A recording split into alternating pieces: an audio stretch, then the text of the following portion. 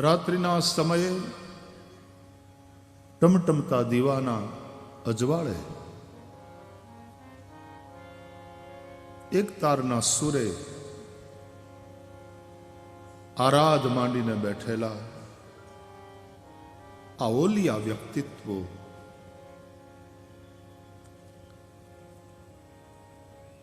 જ્યોતને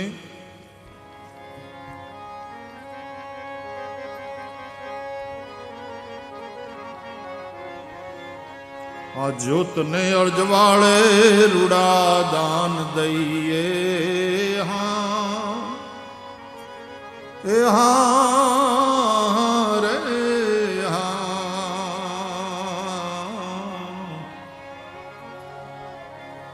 તમે જોઈ જોઈને વસ્તુ વરજો વીરા મારા રે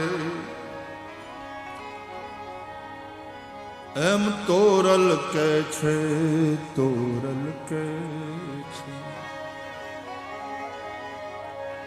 જો તુને અજવાળે રૂડા દાન દઈએ હા રે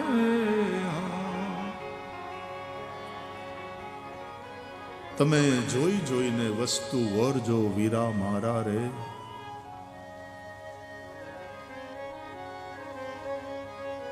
મોહની રાત્રિ છે અજ્ઞાન અંધકાર સર્વત્ર છવાયેલો છે અને એમાં આ ભાગવત રૂપી અધ્યાત્મ દીપના અજવાળે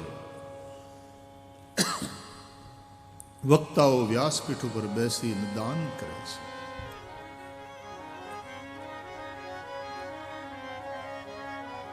એટલા માટે ભાગવતમાં ગોપીઓએ કૃષ્ણ કથા અથવા તો ભગવત કથાના વક્તાઓને દુનિયાના સૌથી શ્રેષ્ઠ દાતા ભૂરિદા જનાહ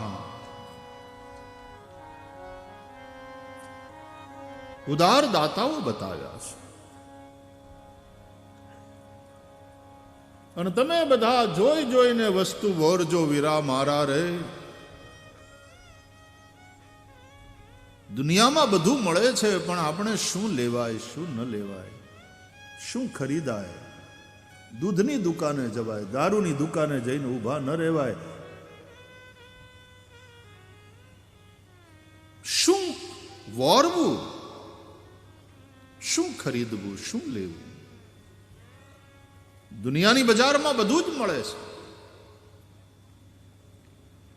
પણ ભાગવતના આ અધ્યાત્મ દીપના અજવાળે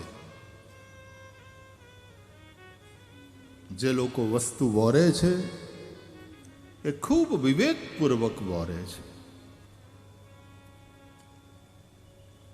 શ્રીમદ ભાગવતને અધ્યાત્મ દીપ કહે છે. અધ્યાત્મ દીપમતિતિ તીર્ષતામ તમોંધમ અજ્ઞાનના અંધકારમાં આથડતા લોકો ઉપર કરુણા કરી સંસારીણામ કરુણયા શુકદેવજીએ આધ્યાત્મ દીપ પ્રગટ કર્યો છે.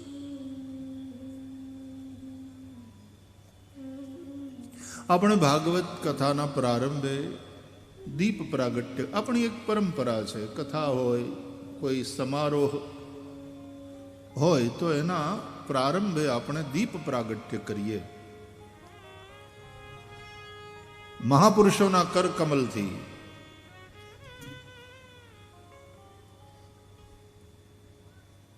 સંતોના શુદ્ધ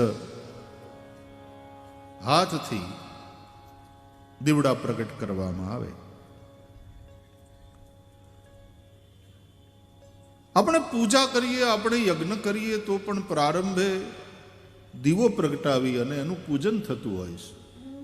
આપણે દીવાને કર્મસાક્ષી બનાવીએ છીએ. ભો દીપ દેવ રૂપસ્ત્વમ કર્મસાક્ષી વિઘ્નકૃત યાવત કર્મ સમાપ્તિ સ્યાત તાવત ત્વમ સુસ્થિરો ભવ. દીવો અખંડ રહે એનું ધ્યાન રાખીએ.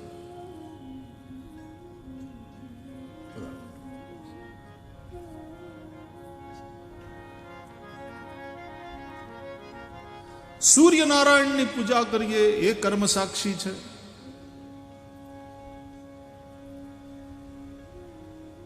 એ સૂર્યનું પ્રતિનિધિત્વ કરતા ભગવાન દીપદેવ એની આપણે પૂજા કરીએ છીએ. પણ દીવાનું આપણે ત્યાં બહુ મહત્વ છે. દિવાળી નજીક છે. રોજ સાંજે દીવા પ્રગટાવીએ, દિવસે પૂજામાં પણ દીપ પ્રાગટ્ય કરી એની પૂજા કરીએ. જ્યોત, પ્રકાશ, આપણે એના ઉપાસકો, એના આરાધકો છીએ.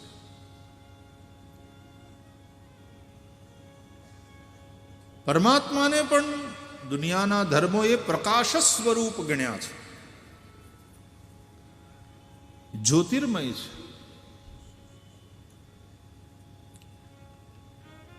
આપણે ત્યાં મહાદેવના જે જ્યોતિર્લિંગ છે, દ્વાદશ જ્યોતિર્લિંગ, એનું વિશેષ મહત્વ ગણાયું. ભગવાન પરમાત્મા પરમ શક્તિ જ્યોતિ સ્વરૂપ છે.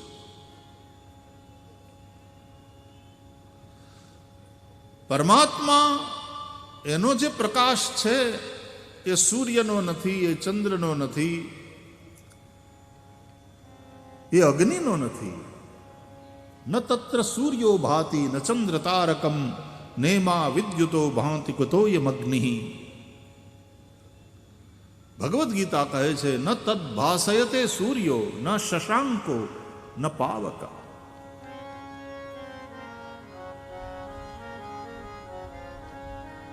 એ લૌકિક પ્રકાશ નથી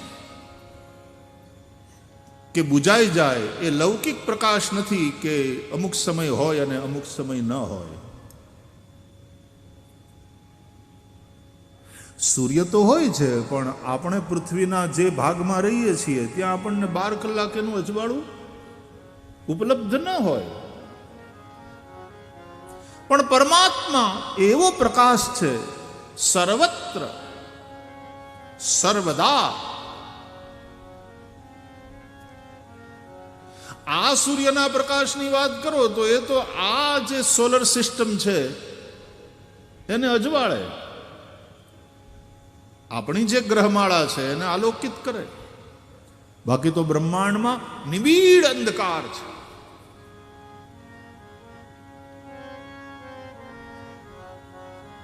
જે પણ શ્રેષ્ઠ વસ્તુ છે ને એ અલ્પ માત્રામાં છે.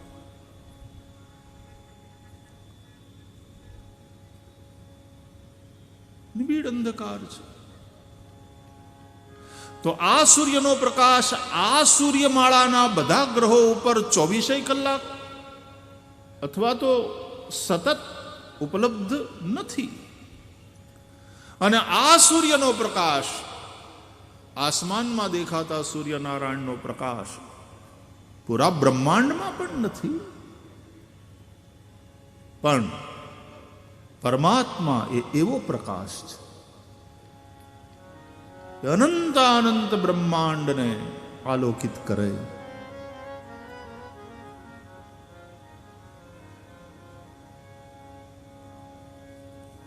દીવો હોય ને, વાવડો આવે, ઓલવાઈ જાય, ઘી પૂરું થાય, તેલ પૂરું થાય ને વાત પૂરી થાય.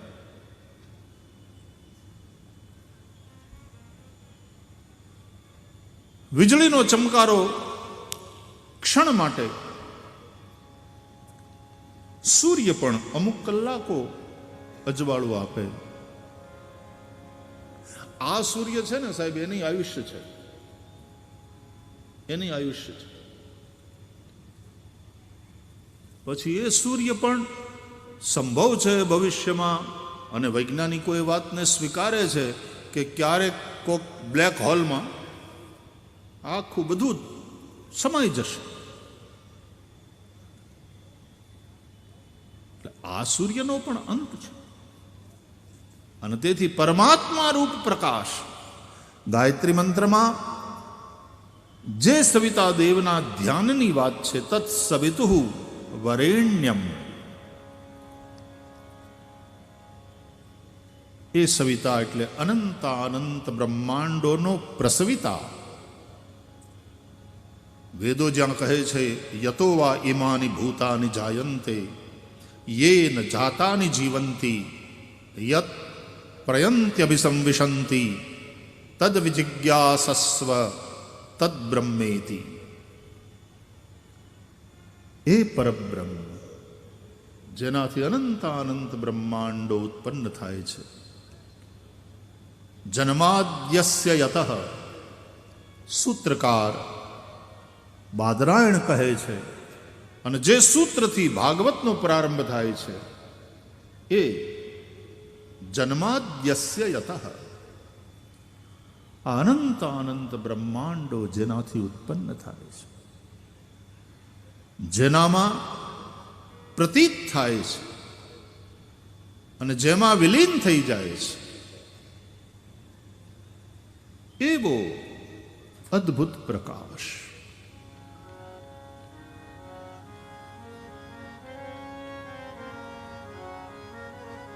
અંધારામાં દેખાય નહીં, દેખતા નહીં, દેખાય નહીં અંધારામાં, પણ ઘણીવાર પ્રકાશમાં દેખતાય આંધળા થઈ જાય.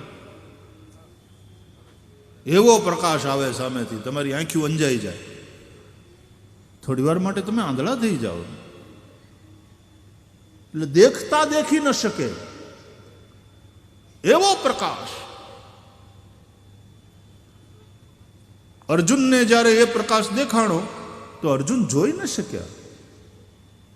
બહુ એકદમ પ્રકાશ આવતો હોય ને, આપણામાં આંખની આડો હાથ રાખીએ, બચવાની કોશિશ કરીએ. આંખના દેવતા સૂર્ય છે, આંખમાં તેજ હોવું જોઈએ, પણ મર્યાદાની બહારનું તેજ દેખતાને આંધળા કરી નાખે. એટલે પછી ભગવાને પોતાનું સ્વરૂપ એવું બનાવ્યું કે અર્જુન જોઈ શકે, દર્શન કરી શકે.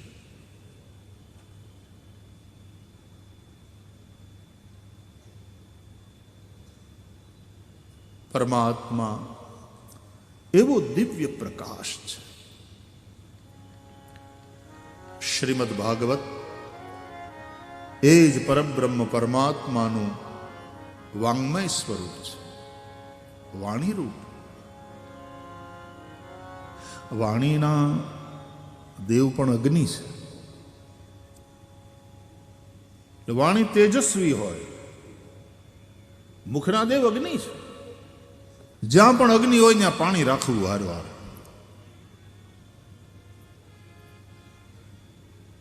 એટલે જીભના દેવ વરુણ છે. વરુણ જળના દેવ છે,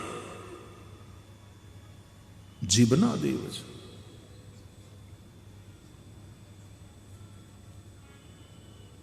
મહાદેવ અગ્નિ સ્વરૂપ. શિવપુરાણમાં છે ને કથા કે અગ્નિસ્તંભ દેખાયો દેવોને, બ્રહ્માદિ દેવતાઓને, અને પછી એની ઊંચાઈ કે એનું ઊંડાણ, એના ઓર છોરની કોઈ કલ્પના ન કરી શક્યા દેવતાઓ. નક્કી કર્યું બ્રહ્માએ અને ભગવાન વિષ્ણુએ કે બ્રહ્માને કહ્યું તમે ઉપર જાઓ, તમારી પાસે હંસ રહ્યો ને, તમે ઉપર જાઓ ગગનમાં, અને આ અગ્નિસ્તંભ ક્યાં સુધી, આ જ્યોતિસ્તંભ ક્યાં સુધી છે તપાસ કરો. અને ભગવાન વિષ્ણુએ કહ્યું કે મને તો વરાહ થતા આવડે. એટલે એ વરાહ રૂપ બની અને જમીનને ખોદતા ખોદતા અંદર ન इसने अंत पाया न उसने अंत पाया.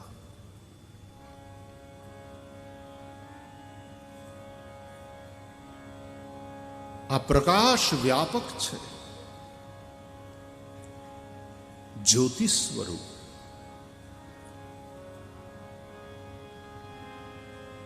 શ્રીમદ ભાગવતને ભગવાનનું વાંગ્મય સ્વરૂપ કહ્યું છે, અને તેથી પ્રકાશ પરક એવી ઉપમા સૂર્ય અને દીપકની આપવામાં આવી. શ્રીમદ ભાગવત પુરાણ સૂર્ય છે એવું વ્યાસજીએ લખ્યું. પુરાણાર્કો અધુના ઉદિતા. આજે આ પુરાણ રૂપી અર્ક સૂર્ય ઉદિત થયો છે. અંજાર કચ્છ આપણે બધા ભાગ્યશાળી કે આપણા જીવનના આકાશમાં આજે આ ભાગવત રૂપી સૂર્યનો ઉદય થયો. એ ઉગતા સૂર્યને પ્રણામ, એને વધાવો. સૂરજ ઉગ્યો રે સરોવરિયાની પાળે કે વાણલા ભલે વાયા. સૂતા જાગો રે સુભદ્રાજી ના વીરા કે વાણલા ભલે વાયા. ગામડામાં સવારના પહોરમાં બહેનોના પ્રભાતિયા ધોળપદ.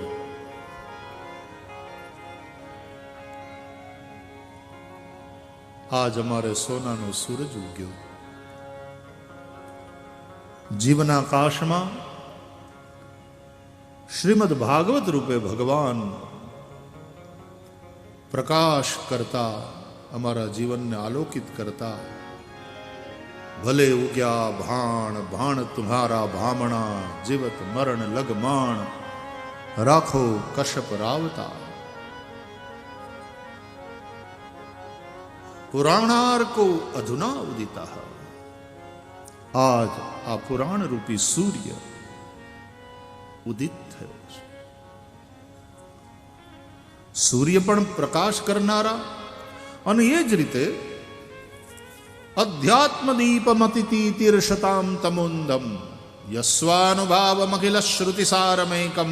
અધ્યાત્મ દીપમતિતિ તીર્ષતામ તમોંદમ સંસારિણામ કરુણયાહ પુરાણ ગુહ્યમ તમ વ્યાસસૂનુમુપયામિ ગુરુમ મુનિનામ.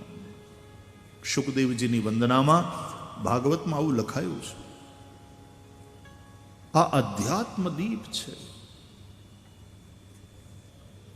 તો વાંગ્મય સ્વરૂપ છે, વાણી રૂપ છે. એવી વાણી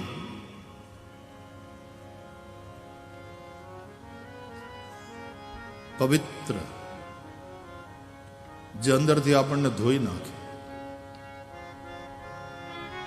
એટલા માટે તો એતસ્માદ અપરમ કિંચન મનઃ શુદ્ધ્યૈ ન વિદ્યતે.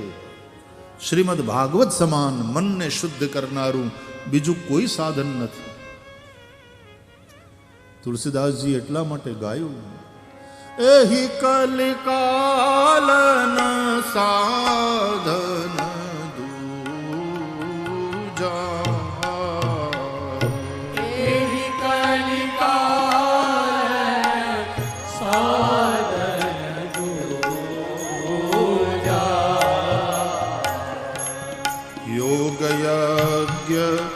जप तप व्रत पूजा.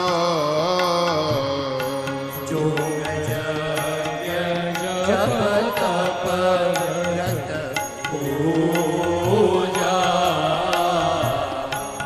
राम ही सुमिरिय गाय राम ही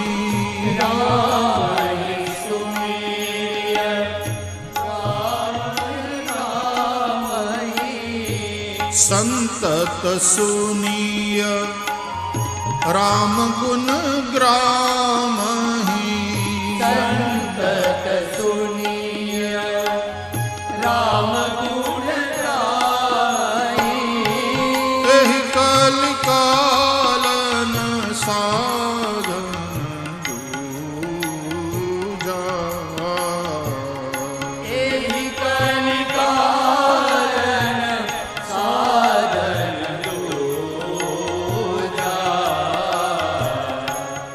जोग जज्ञ जप तप व्रत पूजा.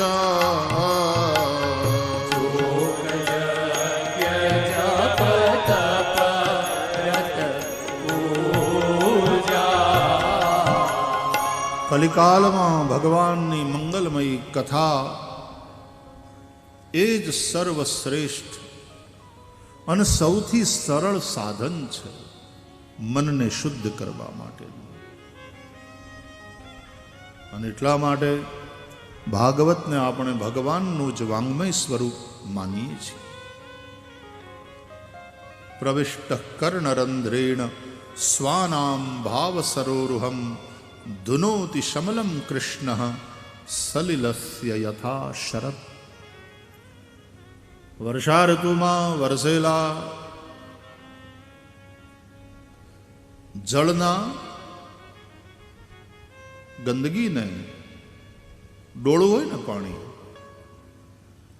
તો શરદ ઋતુ એને નિર્મલ કરી દે. શરદ ઋતુ આવતા આવતા નદી નાળા સરોવરના જળ નિર્મળ થઈ જાય. એમ ભગવાનની કથાના શબ્દો કાન દ્વારા જ્યારે આપણા હૃદયમાં પ્રવેશે ત્યારે હૃદયની ભાવના ડોળી હોય, એમાં કેટલી ગંદગી હોય, કેટલી મલિનતા હોય. ભગવાનની કથાથી એ ભાવનાનું જળ શુદ્ધ થઈ જાય. ભાવ વગરનો માણસ તો હા હુકો. અમારે કંઈક સુકા ભગત હતા, એનું નામ સુખા ભગત. આમ તો સુખા એવું હોવું જોઈએ, ભગત સુખિયા હોય, પણ આમ એને લોકો સુકા ભગત કહેતા. પણ આમ એનું નામ ભલે સુકા ભગત, પણ બહુ ભીના હતા, અંદરથી બહુ ભીના, બહુ સરળ. સરળ સ્વભાવ ન મન કુટિલાઈ, જથા લાભ સંતોષ સદાઈ. जल बिन सब शून, बिना जल के तो सब शून्य. એટલે ભાવનાનું જળ ના હોય તો જીવનમાં રેગિસ્તાન.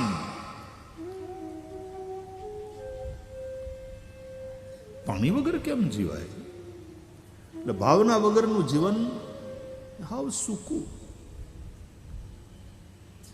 શાસ્ત્રો તો એમ કહે છે, ભાવે હિ વિદ્યતે દેવો તસ્માત ભાવો હિ કારણમ. ભાવમાં રહે છે ભગવાન. ભાવના જ ન હોય તો બાકી વાત. ભાવના ન હોય તો આ કથા થાય જ નહીં. મા બાપ પ્રત્યેની ભક્તિ ભાવના, કે અમારે અમારા વડીલોનું ઋણ. આપણા માનની વડાપ્રધાન 2 દિવસ અહીંયા ગુજરાતના પ્રવાસે છે. ગઈકાલે કંઈક એમણે કહ્યું કે વતનનું ઋણ ચૂકવવાનો આ અવસર છે. ભાવના, એ ભાવના ન હોય તો આજે એકતા દિવસ છે, સરદાર વલ્લભભાઈ પટેલની જન્મ જયંતિ છે. રાષ્ટ્રીય એકતા દિવસ તરીકે આપણે એને ઉજવીએ છીએ. ઘણા બધા કાર્યક્રમોનું આયોજન થયું છે. લોટ વગર રોટલો ન થાય, સાચું. પણ પાણીથી પહેલા લોટ બાંધવો તો પડે ને. પાણી વગર લોટ બંધાય નહીં. આપણને એમ થાય આમે ઘઉંની લોટની જ રોટલી થાય ને, પાણી નથી, કાંઈ વાંધો નહીં, ઘઉંનો લોટ તો છે ને, અને ચૂલોય છે. આપણે લોઢી ઉપર સીધો લોટ ભભરાવો અને લોઢી ઉપર તમે આમ લોટ પાથરી દો અને પછી શેકો. એ શેકાય કે હળગી જાય? એ તો બળીને રાખ થઈ જવાનું છે. इसको जलाकर राख नहीं होने देना है, सेकना है, रोटी बनाना है, और फिर रोटी खाएंगे तो पेट भरेगा. कच्चा आटा भी तो नहीं खा सकते आप. तो लोट बांधवा માટે પાણી જોઈએ, દૂધ જોઈએ, કોઈ પણ લિક્વિડ તો જોઈએ ને. બાંધવા માટે. લોટના કણે કણને એ ભેગા બાંધી રાખે, જોડી રાખે. જોડે રેજો રાજ, નહીં તો હળગી જાહો રાજ. સંસારના તાપમાં રાખ થઈ જાશો રાજ. જોડે રહ્યો. આજે તો મુશ્કેલી કે પૈણ્યા નથી, નોખું થવું છે. અમને નોખા કરો. માણસ માણસની સાથે નથી રહી શકતો. જોડે રહ્યો, જોડાઓ. આ ભેગું કરીને માણસ ખાય એકલો એકલો, એના કરતા જો આ કથામાં આપણે ભેગા થઈને ખાઈએ છીએ તો કેવી મજા આવે. ભેગું કરીને ખાવાને બદલે ભેગા થઈને ખાઈએ. સહનવ ભુનકતું. અમે બધા સાથે મળીને આનંદ કરીએ. આ કથાઓ કેવો મોટો એક અવસર પૂરો પાડે છે કે આપણે બધા ભેગા થઈએ, ભગવાનનું નામ લઈએ, ભગવાનની વાર્તા, ભગવાનની કથા સાંભળીએ, એની અંદરથી કંઈક પ્રેરણા લઈએ, જીવન સાફલ્યના સૂત્રો આપણને એમાંથી સાંપડે અને હારે બેસી હરિહર કરીએ. કેવો ફેસ્ટિવલ થઈ જાય છે, એક મોટો મહોત્સવ થઈ જાય. હું તો કયા કરું કે માણસને કદાચ ભગવાન વગર હાલશે તો હાલશે, ઘણા હલાવી લે છે. કોઈએ બહુ સરસ કહ્યું ને કે ઘરથી મંદિરનો રસ્તો ખાલી 7 મિનિટ નો હોય, પણ ઘણીવાર પોગતા પોગતા 70 વર્ષ લાગી જાય. મંદિરે પહોંચતા પહોંચતા ઘણાને 70 વર્ષ થઈ જાય, ત્યાં સુધી મંદિરનું પગથિયું ન ચડ્યા હોય. ભગવાન સાથે કંઈ લેવા દેવા નહીં, કંઈ નહીં. ભગવાન વગર ચલાવો ચાલશે, પણ માણસને માણસ વગર નહીં ચાલે. માણસોથી દૂર સાવ એકલો જે માણસ રહે નહીં, 2 જણા હોય, કાં પરમહંસ, એકદમ એકાંતમાં રહીને ભજન કરનારો સાધુ, એકાંતે સુખમાસ્યતામ, એની મોજ જુદી. એકાંતે બેસીને તો એ અલખને આરાધે પાનભાઈ. એને એકાંત સદે, એને એકાંત પચે. એકાંત અને પારો પચાવવો કઠણ. એકાંત બધાને ન પચે. માણસને માણસની જરૂર છે. આવ્યા છીએ આપણે એકલા, જવાનું છે એકલું, પણ રહેવાનું છે ભેગું. અને ભેગા થાવ ને તો જ તમારો અવાજ સંભળાય છે.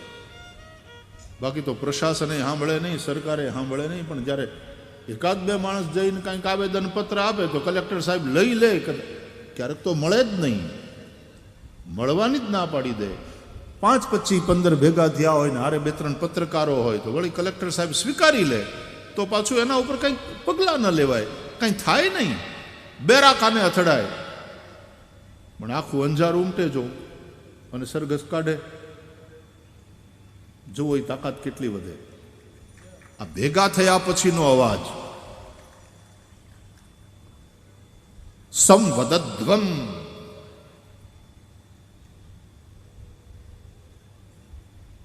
ભેગા થાવ, ભેગા રહો. માણસને માણસની જરૂર છે. માણસને માણસ વગર નહીં ચાલે. હું કથાઓમાં કયા કરું કે ખાલી એક કલ્પના કરો, આ માણસ શેઢા પાડોશી હોય અને શેઢા માટે થઈને ધારિયા ઉલ્લે અને ઢીમ ઢાળી દે અને પછી જેલમાં જાય. હવે આ 1 ફૂટ જમીન માટે થઈને તમે આટલું બાંધો, ભાઈ ભાઈની અંદર આટલા ઝઘડા થાય.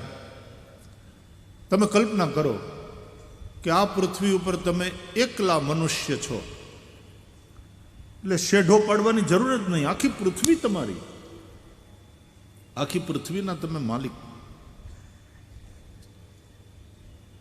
બધાય મકાન તમારા, બધા રૂપિયા, ડોલરિયા, પાઉન્ડિયા, ફ્રાંકિયા, શિલિંગિયા, દિનાર, બધુંય તમારું. તમે આખી પૃથ્વીના માલિક, પણ તમે એકલા છો, એકમેવ મનુષ્ય આ પૃથ્વી ઉપર. મને જવાબ આપો, તમને ગમશે?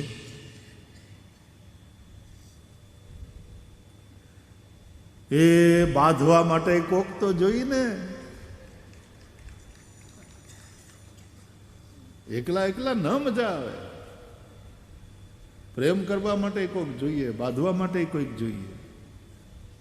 એટલે તો આખી આ કથા એમ કહે છે કે ભગવાન એકલા જ હતા. એકમ એવ અદ્વિતીયમ બ્રહ્મ. ભગવાન સિવાય બીજું કશું જ નહોતું. ભાગવતજીના ચતુશ્લોકી ભાગવતનો પહેલો શ્લોક, અહમેવા સમય વાગ્રે નાન્યદ્યત સદ સત્પરમ પશ્ચાદહમ યદેતચ્ચ યોગ शिष्येत सोस्म्यहम. सृष्टि के आदि में जब कुछ भी नहीं था, न सत था न असत, न दोनों का कारण अज्ञान, कुछ भी नहीं था, केवल मैं ही था. પછી આપણા ગ્રંથો એમ કહે છે કે ભગવાનને એકલું ગમ્યું નહીં. જોજો, ભગવાનને એકલું ગમ્યું નહીં એટલે આપણને એકલા એકલા ગોઠતું નથી.